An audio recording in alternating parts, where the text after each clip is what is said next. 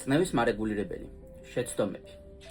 მოდით მოგიყვებით ერთ ისტორიას. მისამართი გადმომცეს ლოზუნგით დაბალი წნება. მისამართზე მისულს დამხვდა ქალბატონი 70-50-ზე წნევით. ანამნეზის შეკრებით გაირკვა, რომ ქალბატონს აწუხებდა მაღალი წნევები. მისი ნორმალური სატარებელი წნევა იყო 120-80-ზე. დილით, როდესაც გაიზომა წნევა, ჰქონდა 110-70-ზე, მაგრამ რუტინულად მაინც მიიღო წნევის მარეგულირებელი. რადგან დასახელებიდანვე თვლიდა, რომ მისი მარეგულირებელი დაარეგულირებდა წნევას და მის დაბალ წნევასაც აიყვანდა ნორმალურ ნიშნულებამდე.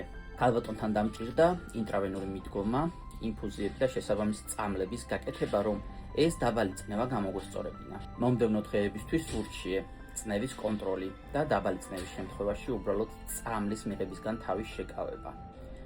ხოლო ამ პრობლემების განმეორების შემთხვევაში აუცილებელი კონსულტაცია ოჯახის ექიმთან ან კარდიოლოგთან. მოდით შევთანხმდეთ.